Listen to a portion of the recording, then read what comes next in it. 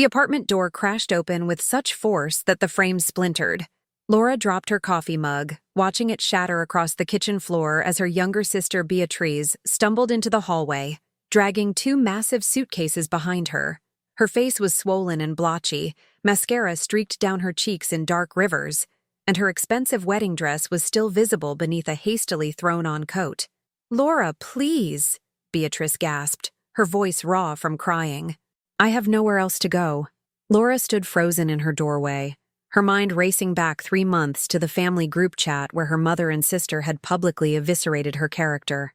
The messages had come fast and vicious after Laura refused to pay for Beatrice's honeymoon to Europe, a trip that would have cost more than Laura made in 3 months as an architect. Her mother, Sonia, had called her selfish, jealous, and bitter. Beatrice had written that Laura was trying to sabotage her happiness because she couldn't stand to see her younger sister succeed in love. "One night," Laura said flatly, stepping aside to let Beatrice enter. "You can stay one night." Beatrice collapsed onto the sofa, her body shaking with sobs. Laura picked up the pieces of the broken mug, each shard feeling like a small act of reclaiming her space.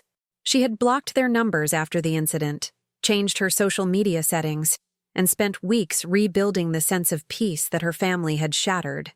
Now here was Beatrice, bringing chaos back into her carefully ordered life. "He's gone," Beatrice whispered. "Raphael took everything, all our savings, the money Mom lent us for the apartment down payment, everything from our joint account. I'm 4 months pregnant and he just disappeared." Laura filled a glass with water and handed it to her sister.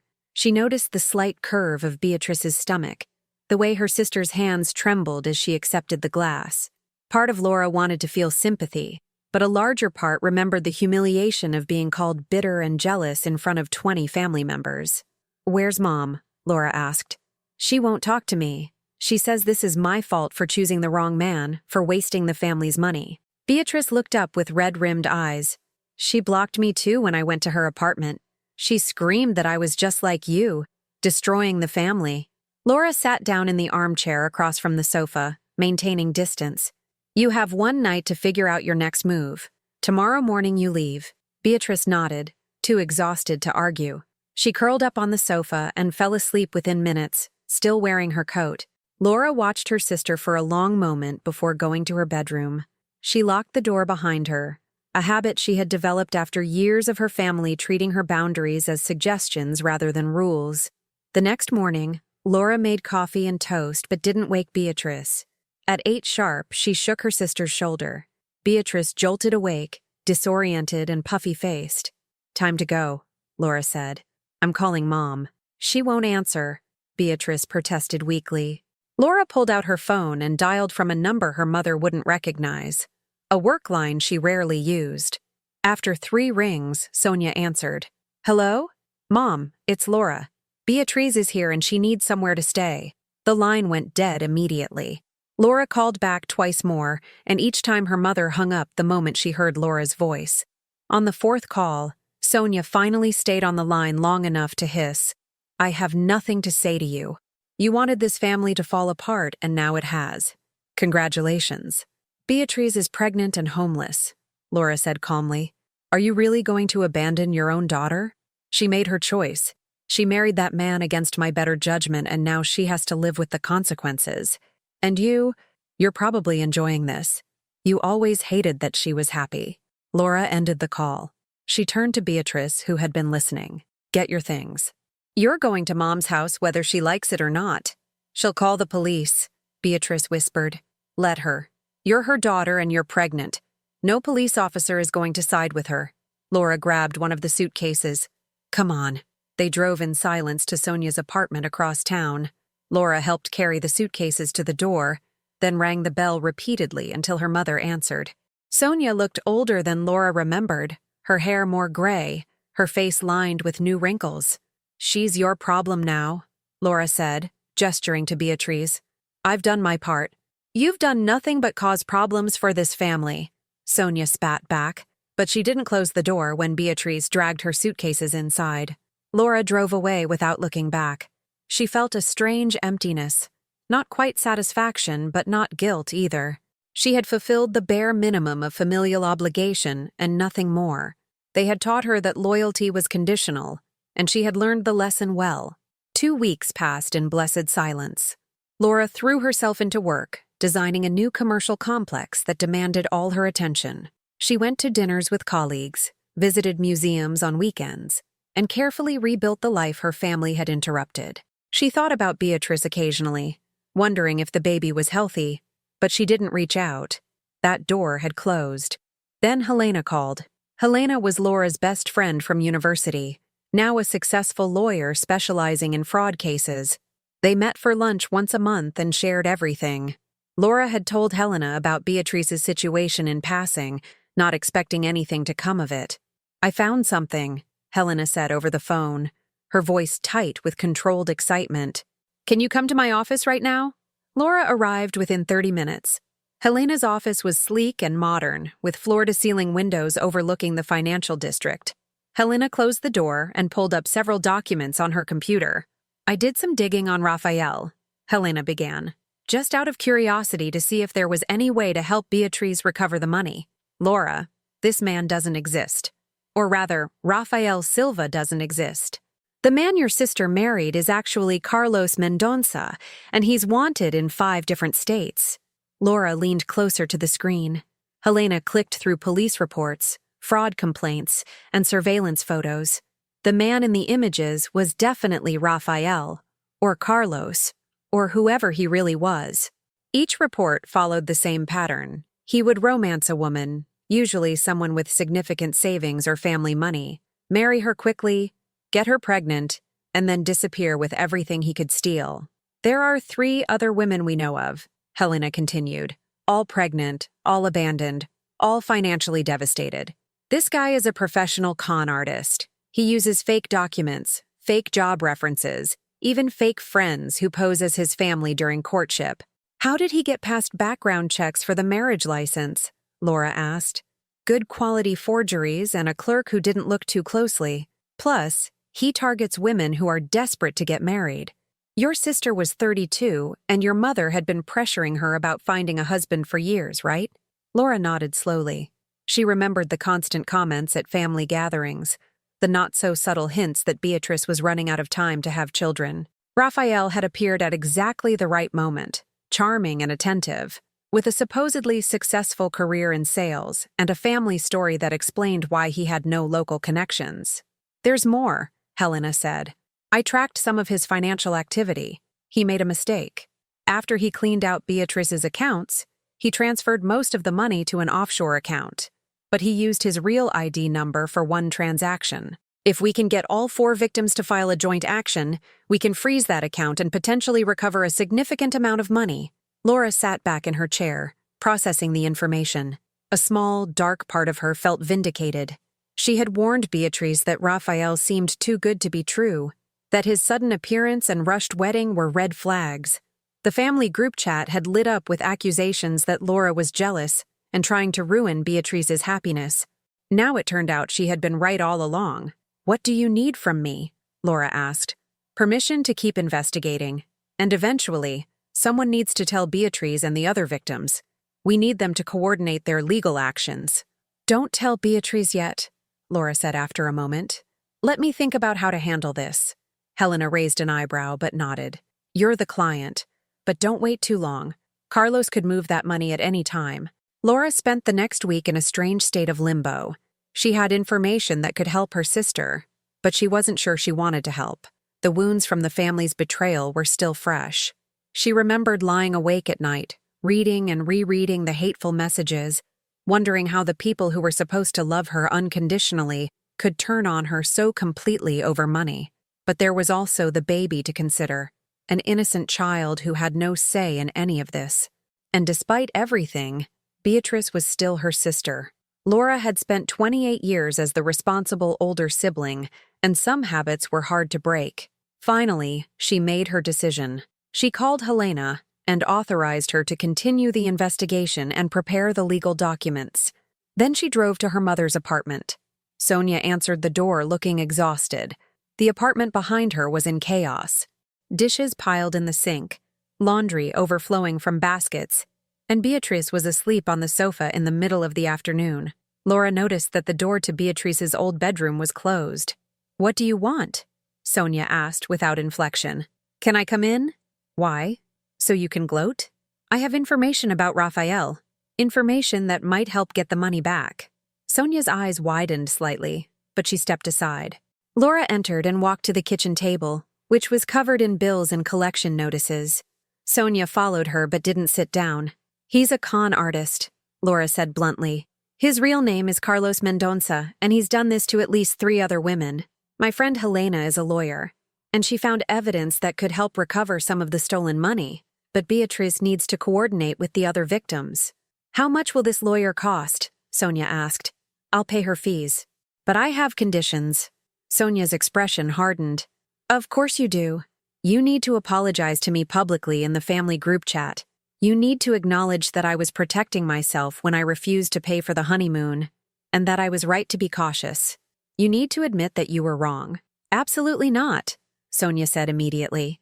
"You're using your sister's misery to settle scores. You're extorting an apology. I'm offering to help recover money that you lost too," Laura countered. "Money you gave to a con artist because you were so desperate to see Beatrice married that you didn't do basic due diligence. An apology is a small price for financial recovery. Get out of my house." "Fine." Laura stood up. "Helena will move forward with the case for Beatrice's portion only. You don't have to participate, which means you don't get your money back. Your choice." She walked to the door, and Beatrice stirred on the sofa. Their eyes met briefly. Beatrice looked away first, her face blank and tired. She said nothing as Laura left. Over the next 3 months, Helena worked on the case, coordinating with the other victims and their lawyers.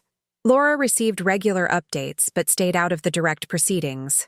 She paid Helena's fees without complaint and tried to focus on her work, but her mind kept drifting back to her family. She thought about calling several times but never did. The pride that had sustained her through the initial rejection now felt like a wall she had built too high to climb over. She wondered if Beatrice had moved out of their mother's apartment, if the baby was healthy, if Sonia had eventually apologized. But she didn't ask, and no one told her. Then one night, at 2 a.m, her phone rang. Laura woke disoriented, fumbling for the device in the darkness. The number was Sonia's. "Laura, please. You have to help us." Her mother's voice was hoarse with crying. "The baby came early and there are complications. Beatrice is at the hospital and the bills are already so high. I sold my jewelry and some furniture, but it's not enough. Please. I'm begging you." Laura got dressed in silence, her hands moving automatically while her mind raced. She drove to the hospital in the pre-dawn darkness, the streets empty except for delivery trucks and the occasional taxi.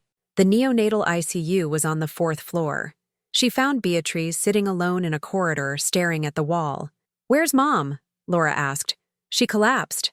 They took her to the emergency room downstairs." Beatrice's voice was flat, emotionless. "Too much stress, not enough sleep. She'll be fine." "And the baby?" 6 weeks premature. Respiratory problems, possible heart defects. They don't know yet how bad it is." Beatrice finally looked at Laura. "Thank you for coming." Laura sat down next to her sister but didn't respond. They waited in silence until a nurse came out with an update. The baby was stable but would need extended care, possibly surgery. The costs would be significant. After the nurse left, Laura went downstairs to find Sonia. Her mother was in a hospital bed in the emergency room, hooked up to an IV. She looked small and old under the harsh fluorescent lights. When she saw Laura, tears started streaming down her face. "I'm sorry," Sonia whispered. "I'm so sorry for everything. Please help us. I'll do anything." Laura pulled out her phone and called Helena. "Draw up a loan contract.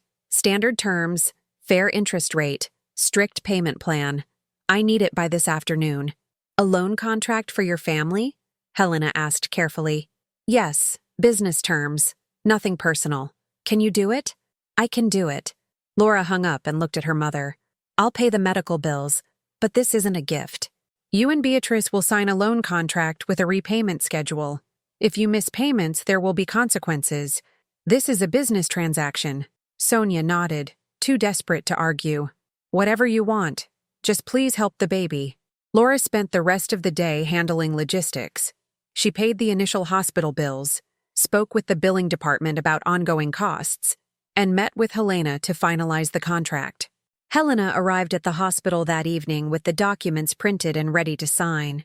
They gathered in a small consultation room.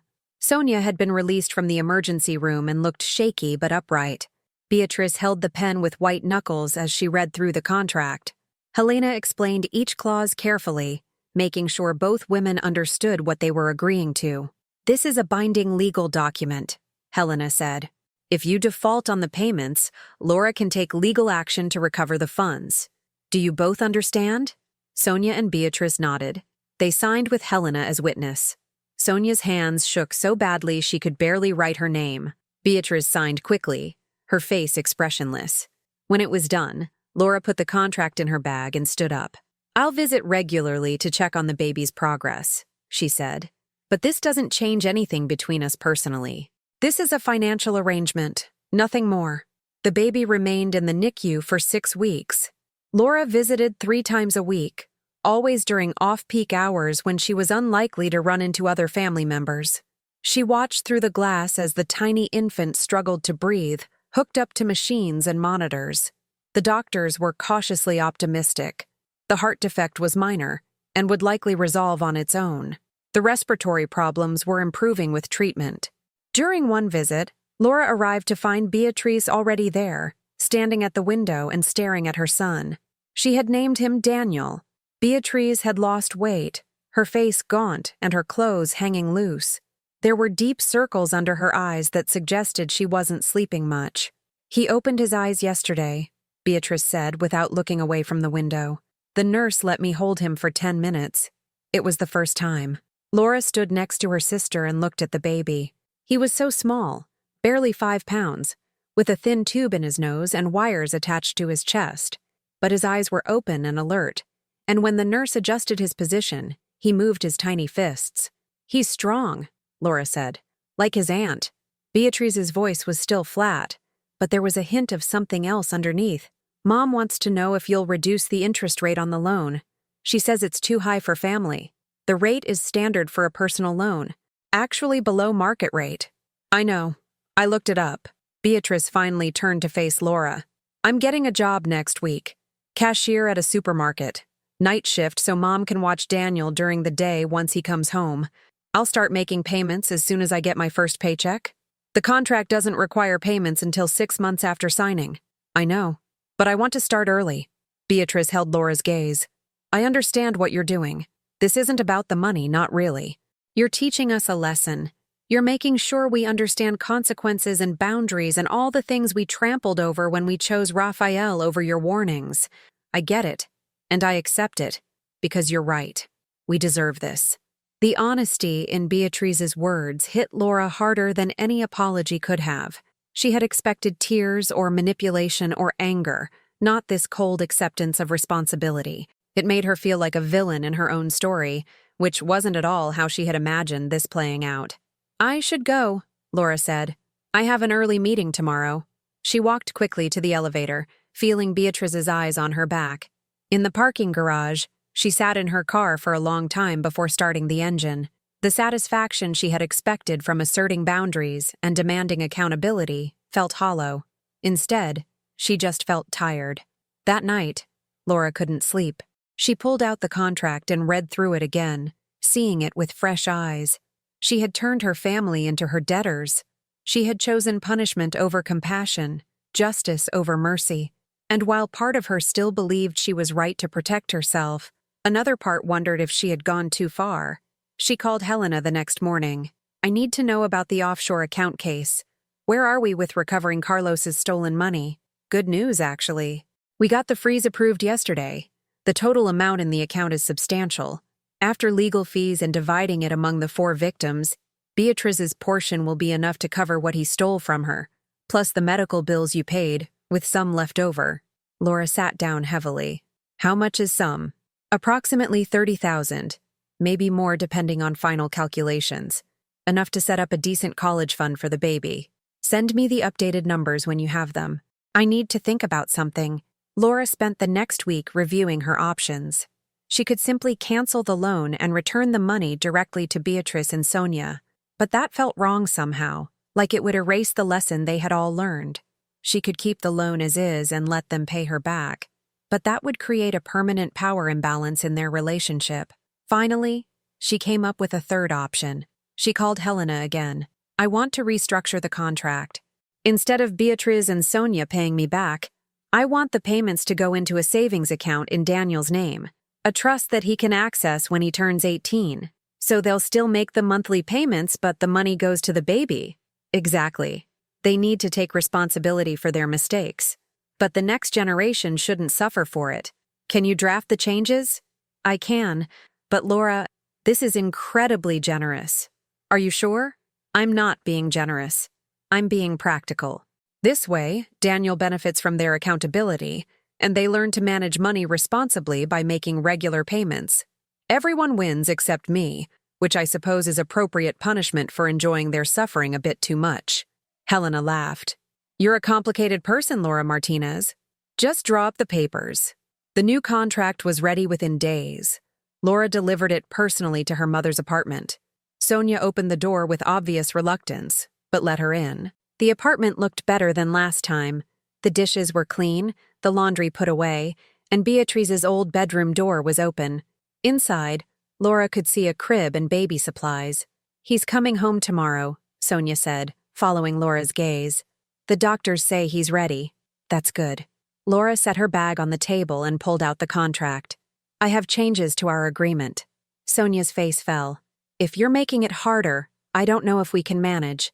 Beatrice is working, but the pay is terrible. And I'm taking in sewing work, but my eyes aren't what they used to be. It's not harder. It's different. Laura explained the new arrangement, watching her mother's face shift from resignation to confusion to something like cautious hope. So we still pay, but it goes to Daniel? Yes. Every payment you make is an investment in his future. You're still accountable for your mistakes, but he benefits from your responsibility. And you get nothing? I get boundaries. I get respect. I get a family that understands I'm not an unlimited bank account. Laura stood up. Sign it or don't. Either way, the original contract stands if you refuse. Sonia picked up the pen, then set it down. She looked at Laura with tears in her eyes. I'm sorry. For everything I said. For how I treated you. For not believing you about Raphael. You were trying to protect yourself and I made you feel guilty for it. I was wrong. And I'm sorry. Laura felt nothing. The apology she had demanded months ago had finally come, but it landed flat. I appreciate you saying that, but it doesn't change what happened. Just sign the contract and honor the terms. That's all I need from you. Sonia signed with steady hands this time. When she finished, she looked up at Laura. Will you stay for coffee? Daniel will be here tomorrow, and I thought maybe you'd like to visit. I'll think about it, Laura said, collecting the contract. Helena will send you the payment schedule. Don't miss any deadlines. She left before her mother could respond. In the car, she felt the same hollowness she had experienced at the hospital. She had won, if that's what this was. Her family understood her boundaries now. They were treating her with the respect she deserved. So why did it feel so unsatisfying? 2 months passed. Laura threw herself into work with renewed intensity, taking on extra projects and working late into the night. She visited Daniel once, briefly, when he was 3 weeks old. He was bigger and healthier, and Beatrice had started to look more human again, less like a ghost. They exchanged pleasantries, but nothing substantive. Laura left after 20 minutes. Then Helena called with news. Carlos Mendonça was arrested. He tried to run the same scam on a woman in another city, but she was a detective's daughter and they caught him. All his previous victims are being contacted about restitution. The case is going to be in the media. Journalists want to interview you about how you helped your sister. Tell them no, I don't want any publicity. They're offering good money for exclusive interviews. I said no, Helena. This isn't about me being a hero. I don't want my family's pain turned into a news story. Understood. I'll handle the press inquiries. But Laura, you should know that Beatrice and Sonia have been making their payments early. Every single month they pay more than required. The trust fund for Daniel is growing faster than projected. Laura didn't know what to say to that.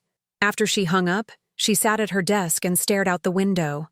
The city stretched out before her, Millions of people living their complicated lives, making mistakes and trying to fix them, hurting each other and struggling to forgive. She was just one more person in that endless cycle. 6 months after Daniel came home from the hospital, Laura received a call from Beatrice. It was the first time her sister had contacted her directly since that day in the hospital parking lot. "Mom wants to have a birthday party for Daniel," Beatrice said without preamble. "Small thing, just family. She wanted me to invite you. I don't know if that's a good idea. Probably not. But I'm inviting you anyway. Tomorrow at 2. You don't have to bring a gift.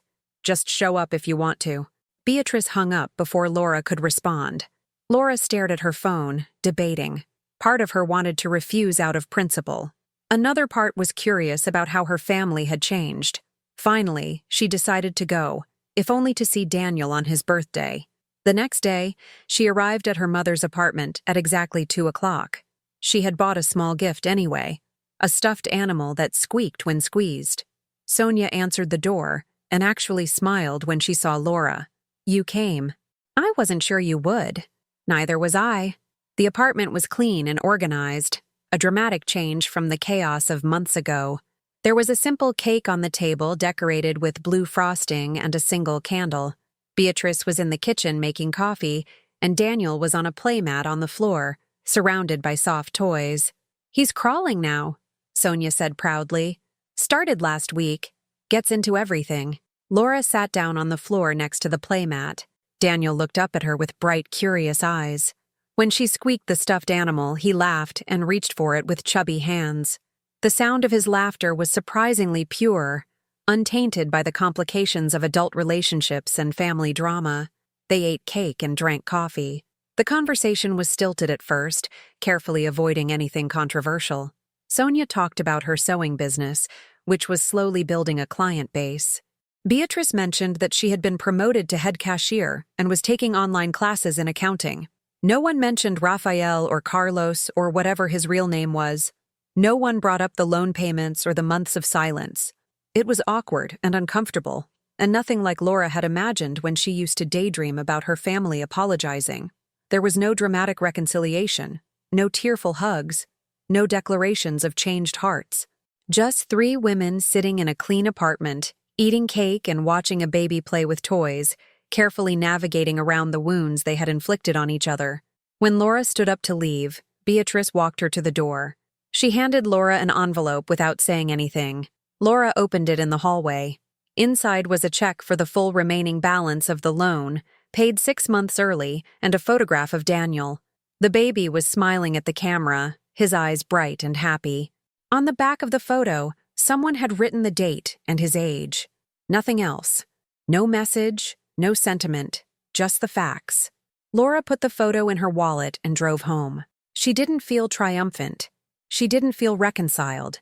She felt the heavy, complicated weight of someone who had demanded justice and received it, only to discover that justice didn't heal anything. It just redistributed the pain more fairly.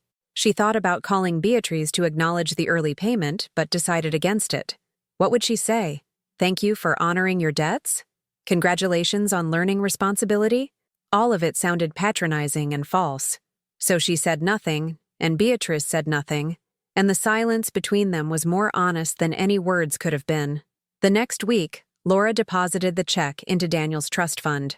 She added an extra amount from her own savings, enough to make the fund substantial. She didn't tell anyone about the additional contribution. It wasn't for recognition or gratitude. It was because looking at that photo of Daniel made her realize that breaking the cycle of family dysfunction had to start somewhere. And if that meant she had to be the bigger person, then so be it. But she didn't tear up the original contract. She kept it in her files as a reminder of what had happened, what she had chosen, and what it had cost. The boundaries she had established were real and necessary. The lesson her family had learned was genuine and earned through hardship. She didn't regret enforcing her limits or demanding accountability. She just wished it hadn't hurt quite so much. She wished that being right didn't feel so lonely. She wished that justice and love weren't so often at odds with each other. But wishes didn't change reality. And reality was that she had chosen to prioritize her own protection over family harmony. And now she had to live with both the benefits and the consequences of that choice. Years passed. Daniel grew into a toddler with Beatrice's dark eyes and a smile that could light up rooms. Laura saw him occasionally at carefully orchestrated family gatherings that were cordial but never warm. Sonia aged rapidly, the stress of the previous years leaving permanent marks. Beatrice completed her accounting degree and got a better job, though she continued working at the supermarket part-time to make extra payments to Daniel's trust fund. The family group chat had long since been deleted, replaced by nothing. They communicated through brief text messages about logistics and schedules. There were no more arguments because there was no longer enough intimacy to fight. They had become strangers who happened to share DNA and a traumatic history. Laura sometimes wondered if she had made the right choices. She would pull out the photo of Daniel that she still kept in her wallet and study his smile, looking for answers in his innocent face.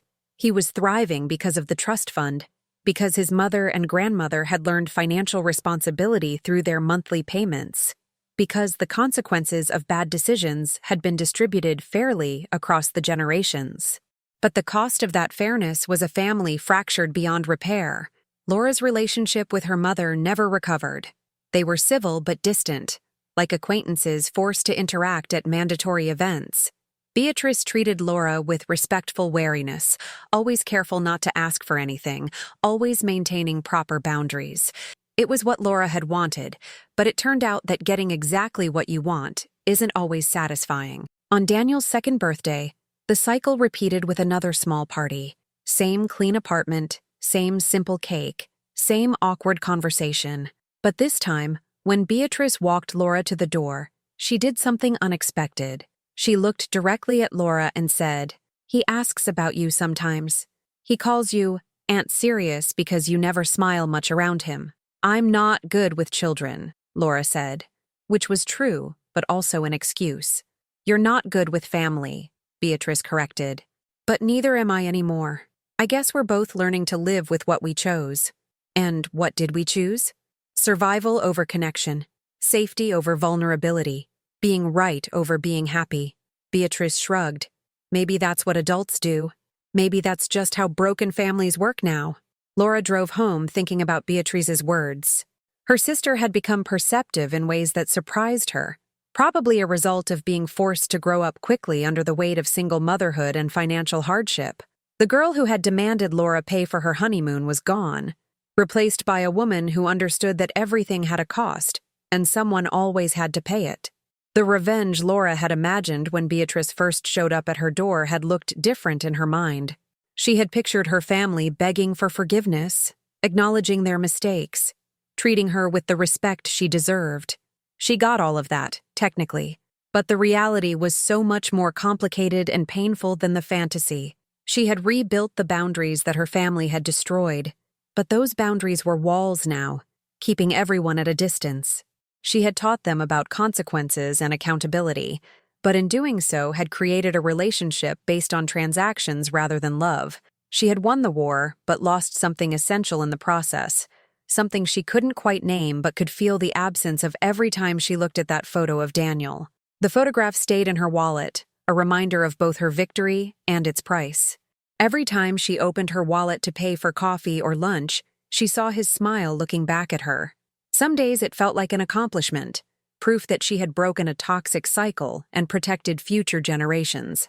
Other days it felt like an indictment, evidence of how far she had been willing to go to prove a point.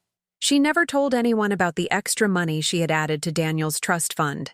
That was her secret, a small act of grace that she couldn't bring herself to share, because sharing it would require admitting that justice alone wasn't enough, that she needed to balance the scales in the other direction too. It would mean acknowledging that somewhere in the process of demanding accountability, she had lost sight of compassion. But she kept making those anonymous contributions, small amounts that added up over time. It was her way of trying to have both things, the boundaries she needed and the family connection she missed. It didn't really work. You can't have it both ways, not really. But she tried anyway, because the alternative was giving up entirely, and she wasn't ready to do that. Laura continued her successful career as an architect, designing buildings that would outlast all of them. She went on dates occasionally, but nothing serious. too wary of vulnerability to let anyone get close. She maintained her friendship with Helena, who understood without judgment that some wounds don't heal. They just become part of who you are. And every year on Daniel's birthday, she showed up at that small party, bringing simple gifts and staying for exactly 1 hour. She watched him grow and change, saw pieces of Beatrice and even herself in his mannerisms and expressions. She saw Sonia age and soften, the sharp edges worn down by time and regret. She saw Beatrice transform from a spoiled younger sister into a capable single mother who never asked for anything. They were a family, technically. They shared history and blood and obligations. But they weren't close, and they never would be again. That ship had sailed the moment Laura decided that protecting herself mattered more than maintaining the illusion of family harmony. She didn't regret that decision exactly, but she lived with it every day, carried its weight in her wallet in the form of a smiling toddler she barely knew. The story didn't have a neat ending, because real life doesn't work that way. There was no moment of catharsis where everyone forgave everyone and things went back to normal. There was just the slow, grinding reality of people who had hurt each other trying to exist in the same space without causing more damage. Some days were better than others. Most days were just days, marked by small interactions and careful politeness, and the shared understanding that they had all paid different prices for the same painful lesson. Laura learned that revenge, when achieved through meticulous reconstruction of boundaries rather than destruction, doesn't feel like victory. It feels like necessity, like survival, like the best option in a series of bad choices. She learned that being right doesn't make you happy, and that justice without mercy creates its own kind of emptiness. She learned that you can win every argument and still lose something precious in the process. But most of all, she learned that once you cross certain lines, you can never fully uncross them. You can only move forward, carrying the consequences of your choices like stones in your pockets, feeling their weight with every step, but knowing that putting them down means abandoning the principles that made you pick them up in the first place. And so she carried them, those stones of justified resentment and necessary boundaries and hard-won respect, and tried not to think too much about whether they were worth what she had paid to acquire them.